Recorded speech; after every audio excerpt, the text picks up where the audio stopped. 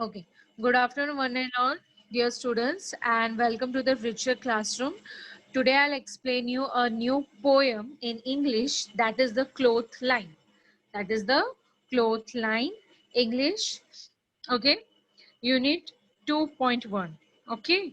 So, this is our poem, The Cloth Lines. Cloth lines, that means where you can see a clothes in a sequence, in a proper line, in a row, that we called a cloth line. Okay, first I will narrate, first I will recite full poem for you, and then after I will explain you each stanza of the poem. Okay, now everyone just pay attention towards reading of poem. Hand in hand they dance in a row, hither and thither and to and fro. Flip, flap, flop, and away they go. Fluttering creatures as white as snow. Like restive horses they caper and prance.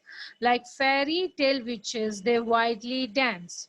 Rounded in front but hollow behind, they shiver and skip in the merry March wind. One I saw dancing excitedly, struggling so wildly till she was free. Then, leaving packs and clotheslines behind her, she flew like a bird and no one can find her.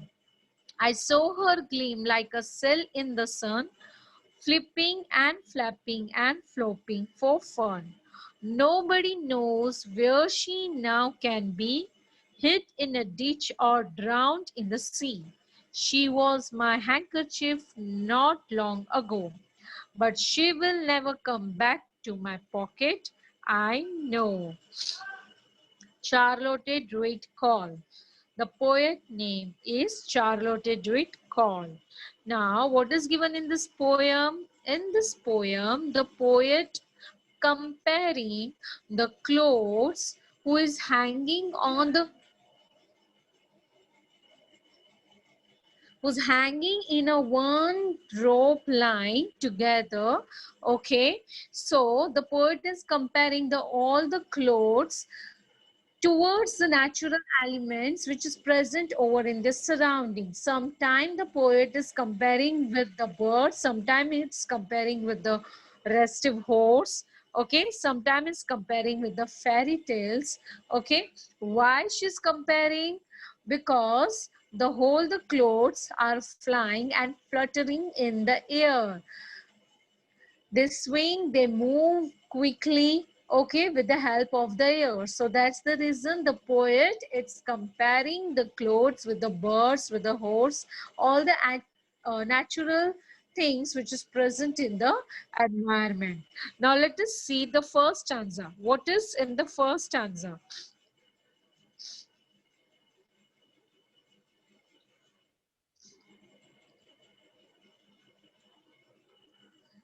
Now, in the first stanza, students, dance hand in hand, they dance in a row, hither and thither and to and fro. So, as you can see in this picture, how the clothes are in one line, in a one row. So they look like they are holding their hands in hands and they're dancing in a one row. Hither and thither, that means here and there. And to and fro, that means moving different direction. To and fro, that means moving different directions. Moving different directions, to and fro. Flip, flap, flop. Flip, flap, flop means what? That means that fluttering. That means move slightly in air and they are fluttering. Away they go. They try to away they grow. Okay, fluttering creatures as white as snow. So here, fluttering creatures as white as snow means what? Fluttering, that means a creatures who can move quickly through the air, and the creature name is bird. Okay, so fluttering creature, that means they can fly all over the sky, and that the creature name is a bird, as white as snow. So here the poet is comparing the clothes which is hanging on the one rope line. He's comparing with the fluttering birds. Why? Because the fluttering birds, how it's fly and swing in the air. The same way, the clothes which is hanging on the rope, they also want to be flying and swing with the help of the air. Understood? Come to the next stanza. Now, what is in the next stanza? In the next stanza, the poet is saying, like restive horses, they caper and prance. Okay. Now, what is meaning of restive? Restive, that means impatient.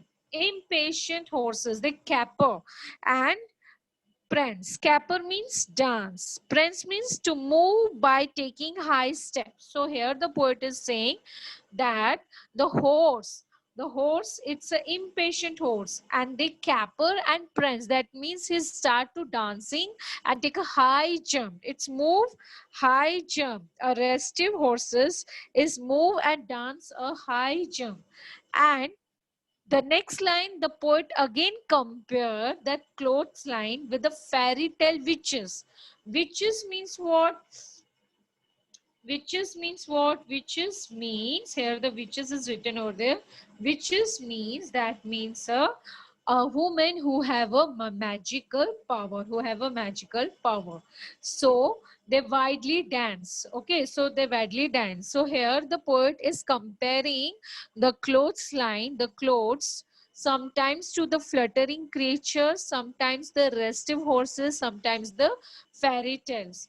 And what she's saying, that she's saying that sometimes it's look like a restive horses, restive horse, like an impatient horse who have danced and take a high jump. Or sometimes it's look like a witches who have a magical power and dance like a widely. They are dance, but they are dance widely. And how they make a dance? Why? Rounded in a front but hollow behind. That means hollow, that means empty. In a center there is a empty. As you can see in the picture, how they make a round shape. Okay, and they form a dance group. They make a round shape, and in center there is a empty space. There is a hollow space. Okay, and they shiver and skip in the merry March wind. That means sometime the clothes are shiver, sometimes skip in the merry. That means a happy, merry, happy. Merry means happy. March wind, in the month of the March. So what is given in a first and second stanza? The poets want to explain you in a first and second stanza that the poet is talking about the clothes hanging on the clothesline. Okay, to her they look as they are holding their hands, standing in a one row and dancing very happily. So the poet is comparing them with a white bird. So that's the reason the line is written over there as snow as white, because she's comparing with the white birds that fly in the sky, and in the second stanza the poet is comparing the clothes which is hanging on the clothesline to the impatient horses, or you can say a restless horses that are leaping. Okay, they take a high jump with full of energy and full of happiness. As the clothes are flutter on the clothesline, flutter means when they are start moving slightly with the help of the air. They form a bow like a shape. They form a bow like a shape. That means a round shape. Round shape. The corners, the edges of the round shape, they make like this way, and they dance very widely. Okay, and in center there is an empty space. The poet also feel that the clothes are shivering because it's a March month. The clothes are shivering in the wind that is very happily during the month of March. During the month of March. So this is in a first and a second stanza. Now let us see the next stanza. Okay, so now what is in the next stanza? Once I saw dancing excitedly, struggling so widely till she was free. Now here the poet keep a suspense. Okay, she specifying someone that this someone is dancing very excitedly, but she is not clearly clear to whom she's talking about. Okay, so poet is saying, once I saw dancing excitedly, struggling so wildly to free, she was free, that she wants to free. Then leaving pegs. Now, what is the meaning of pegs over here? Pegs, you can say, pegs, you can say a pin. Okay, pegs, you can say a pin. A pin, it's used to, pin is used to attach the clothes with the rope. That pins are used over there, so it is called a pack. What it is called? A pack. So here the poet is saying that the someone who is not mentioned over there wants to be dancing very excitedly and widely and want to be free from the rope lines. Okay, so leaving the pegs, that means leaving the pin and clotheslines behind her, that means she's flew and leaving the clothesline behind her. She flew like a bird and no one can find her. Okay, that the things is not specifically stated over here, but here the poet is describing that that particular things want to be free from the clothesline. So he leaving the pins, that means a peg, and she flew like a bird and no one could find her. Without specifically stating, the poetess say that once she was someone dance exactly and with great struggle she free herself, then leaving the pains, that means the packs, and the clothesline behind her, she flew like a bird so far, and no one able to follow her, and no one can find her. Okay, but who is that at last? The poet, it's not disclose that. Okay, come to the next stanza. Now, what is in the next stanza? I saw her gleam like a cell. Gleam means what? A shine. Okay, gleam means what? A shine. And a sail means to travel over water. So here in this first line, the poet want to say, I saw her gleam. I saw her shine, which is travel over the sun, flipping and flapping and flopping for fun. Now, what is this flipping, flapping, and flopping? It means a fluttering, moving, moving so gracefully through the air.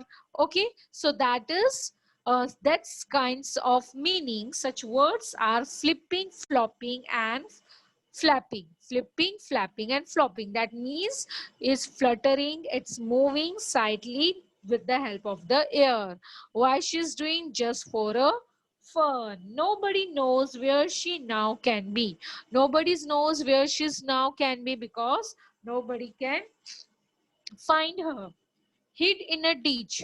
So here the poet is saying maybe she's hit in a ditch. Now what is this ditch? See, as you can see, this is a ditch. Ditch means a narrow channel at the side of a road or to hold or carry a water. As you can see, a narrow channel aside of the road, that you can say a ditch. Maybe that things is hide in a ditch, and maybe that things can be drowned in the sea. Now, what is meaning drowned?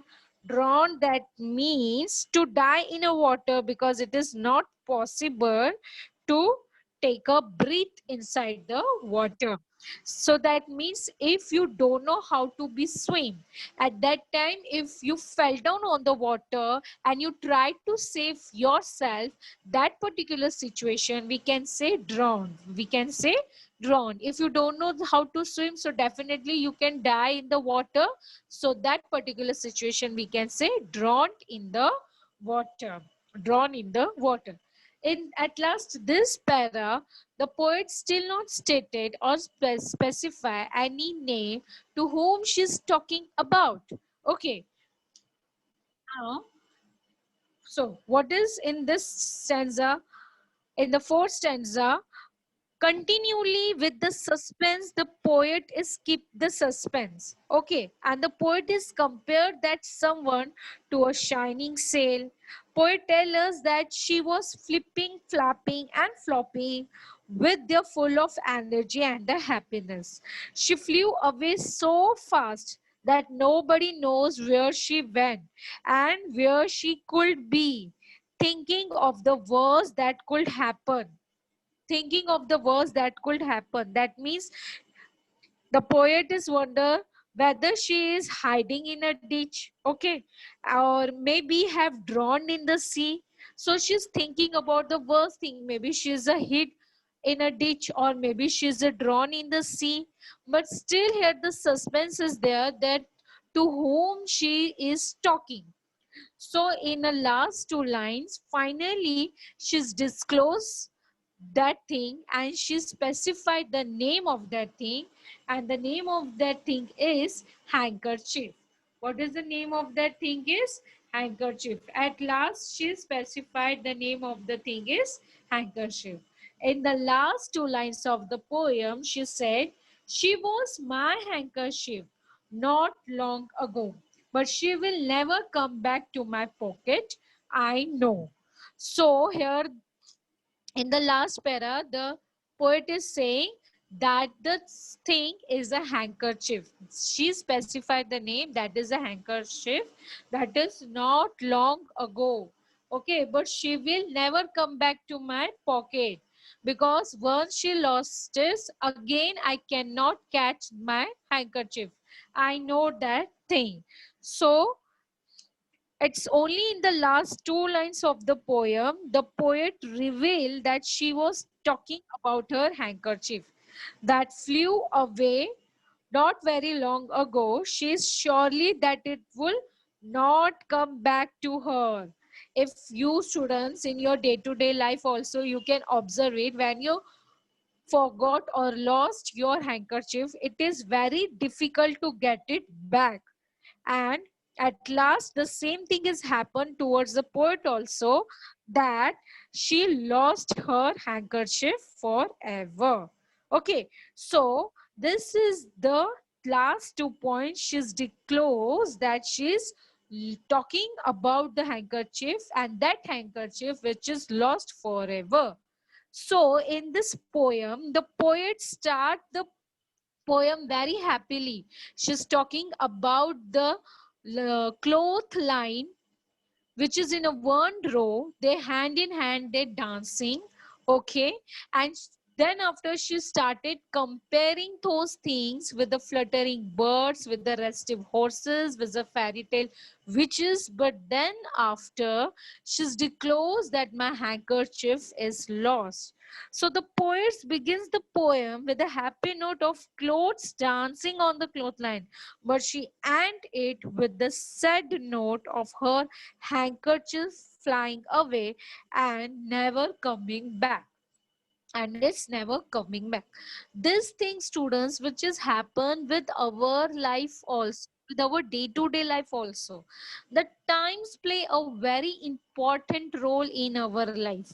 Okay, not only the times, a, a person, a relationships, are things which is very effective with us, that is play a very vital role. For example, if time is pass away, the time is never get back to us.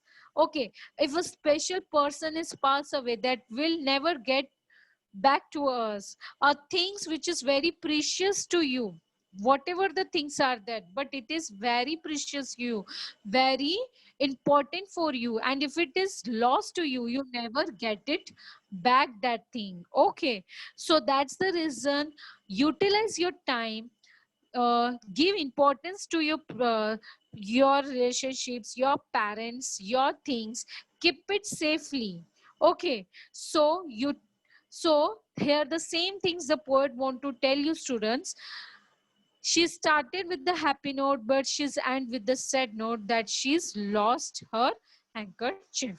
Okay, come to the next.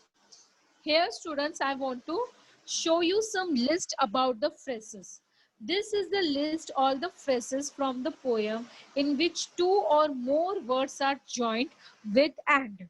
Okay. Now what is the phrases? Phrases means what? That words that work together but don't make a sentences, that work together but don't make a clause or proper sentences. For example, hither and thither, that means a here and there. Okay. To and fro, to and fro, that means moving different directions. Caper and prance, that means dance. Prance, that means taking high step for dancing. Okay. Then shiver and skip, that means you feel tremble and skipping also. Pegs and clotheslines, clotheslines, that you can say a rope one line. Pegs, that means pin. Flipping and flapping and flopping. Flipping, flapping, that means fluttering, swing, or move slightly in a air. Okay, the meanings are different. Flipping, flapping, and flopping. Okay, that means move, swing through the air. All right. So here I want to show you the phrases. Phrases means what, students? That is the words which we use, two words that work together but they doesn't make a proper sentences. So there we have a such kinds of phrases over here which I already introduced you.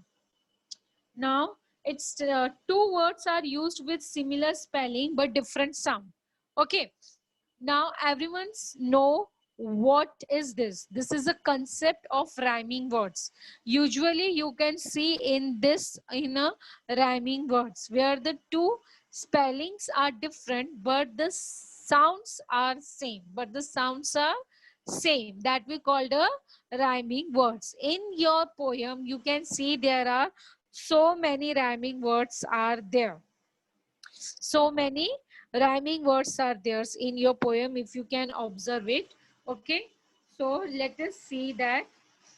See, just a second.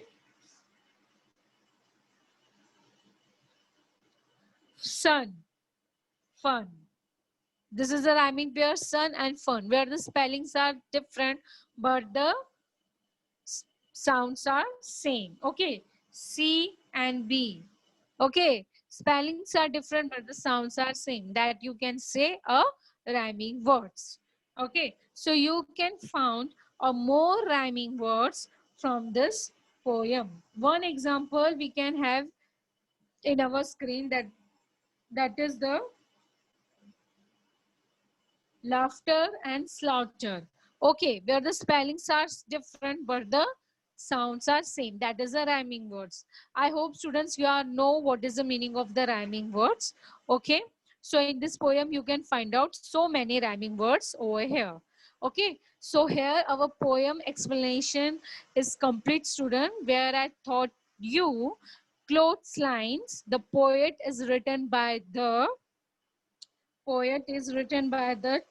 Charlotte Druid Cole, and she started the poem with a happy note that clothes are hand in hand dancing, and end with the sad note that she's forgot her handkerchief forever. Okay, so here our explanation is over, dear student. Thank you.